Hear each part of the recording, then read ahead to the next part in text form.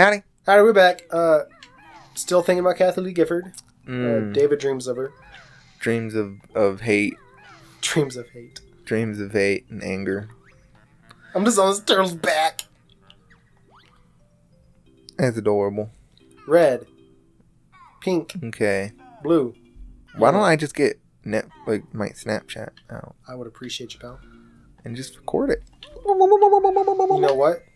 That's some high-class cheese that I am 100% Oh, behind. we have to play, and I don't know why this came to mind. We have to play Civ 5. Okay. And we'll have to do the cutting out a lot because there's a lot to cut out. Yeah. That I 100% agree that we need to cut. That is just a game. Okay, are you recording? Fuck yeah, I'm recording. Purple. Blue. Alright, I feel like this is pretty easy. Let me try it. Okay, just the shape of which it did is easy. Okay, so just tell me, was it it's that purple? guy, yeah, right there. And then blue, right? Let me make sure. Yeah, that guy right there. And then light blue? And, yep. And then red? Yep. Yellow? Yep. Pink? And then right back at the very tip top. Okay. So it just washed over it and then went back up. That's what I thought, but I also knew that you were recording, so I didn't try that hard. Same. I got, a panic. I'm not going to lie to you. That was the easiest, dude. Last time I took his helmet, you got lucky with the randomization. Oh, because usually it's, back and forth, and it's all over the... crisscrossing, and the screen goes But that was literally, it just washed down and then started back up to the top. You'd read it like a book. There's nothing more you can teach me. I've already mastered the ways of the frog. Damn. What a fucking master you are. So, I want to make a comic book, right?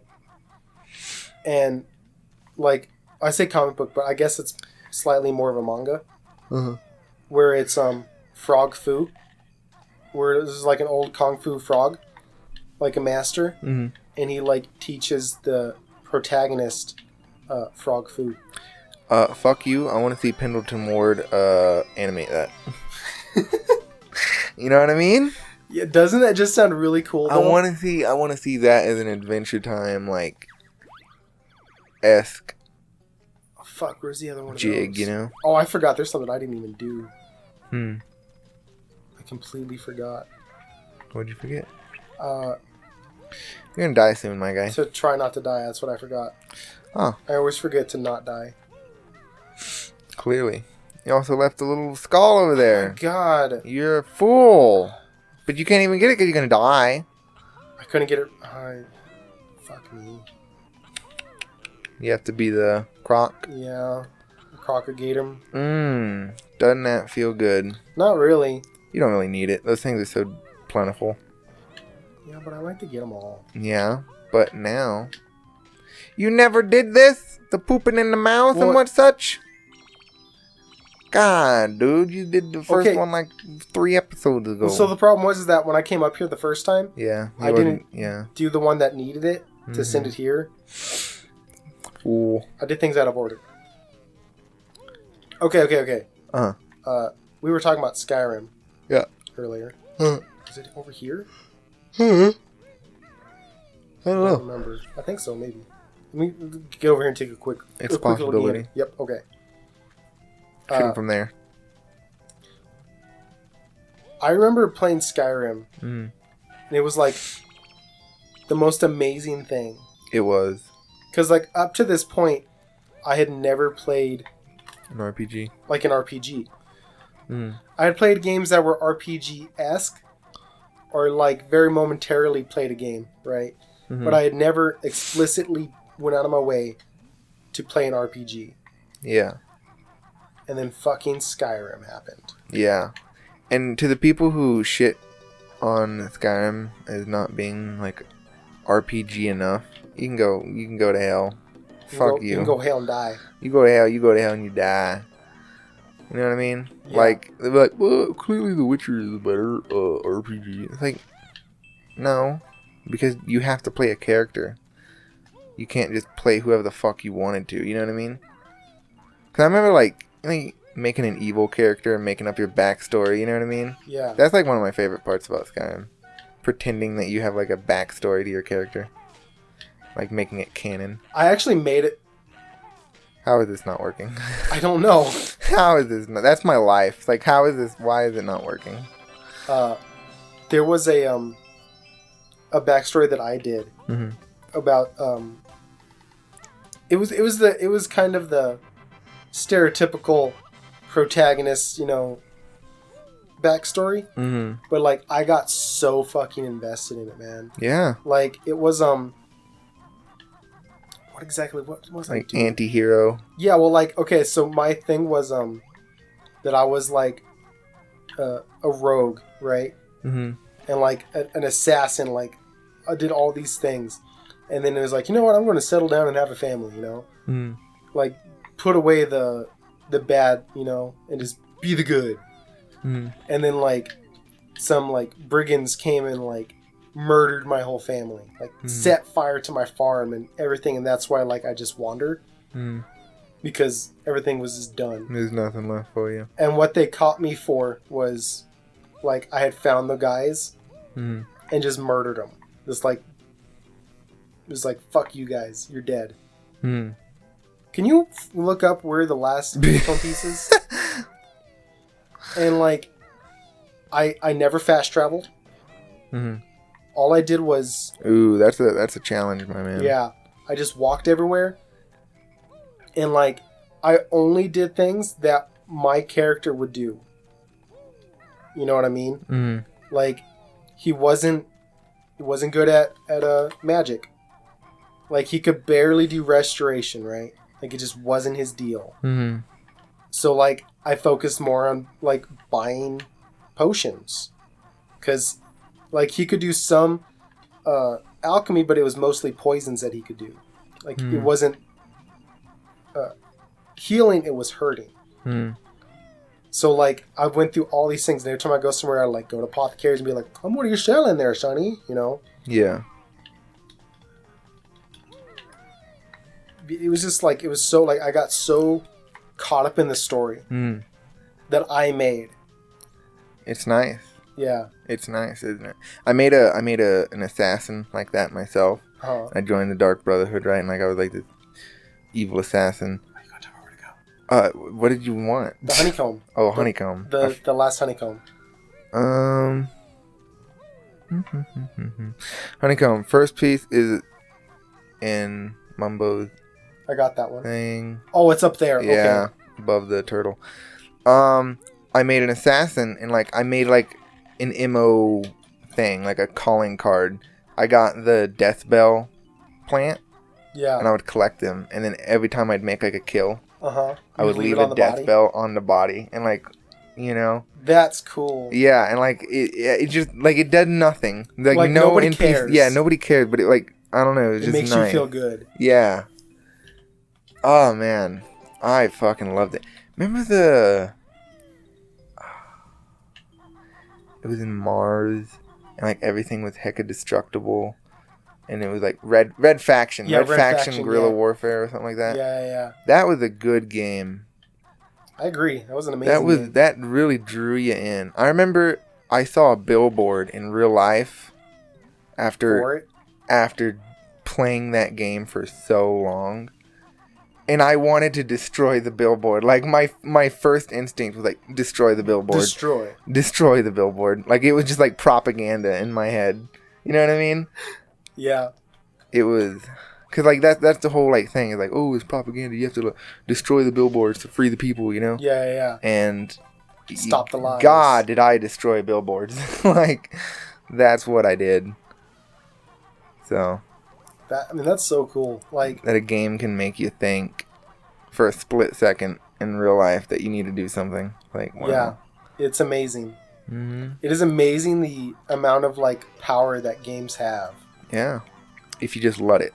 Yeah, because if you don't want it to, then it won't, and it can't. Yeah, you gotta like sit there and you gotta be like, this is what I want. Yeah, I want to like feel. Be lost in this. Be lost in this. And some games are harder to do that in than others. Oh yeah, I mean, a mark of a good game is a game that you can easily get lost in. Yeah, Well, like, I can get that way. This is my favorite place. I know. This is where we had the fabled Joe Hogan. Joe Hogan. Dude, look at the faces on that one, though. Did you see that on the wall? Yeah. Look like a frog. Look like the frog from that Flushed Away movie. He's like, huzzah! Huzzah! A man of quality. Quality, not culture. See that face? I love it. Very good. Very nice. Huzzah! Even though I think it's supposed to be a snowman. Yeah, I think it is too, but it's a lot more fun to say it's the frog from Flushed Away. Frog from Flushed Away. What's his name? Like Reginald or something like that? Yeah, some Reginald P. Poppycock. So I was watching Adventure Time. Mm-hmm. Okay, what's your top 3 favorite Adventure Time episodes? Ooh man, definitely fucking any of them with the Lich King in it. Like probably the one of them has definitely got to be like when they first meet the Lich. Yeah. Or it's not when they first meet it.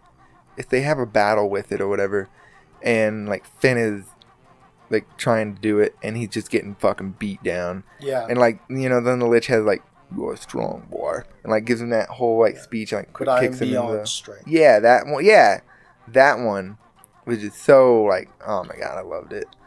The one where Jake becomes a brick in the wall is fucking beautiful. Yeah. And that is an episode that is like beauty in like its simplicity. Mm-hmm. Yeah. You know, beauty and simplicity. Because it's just Jake living his best brick life. Just literally just commentating on random things, and you were completely installed.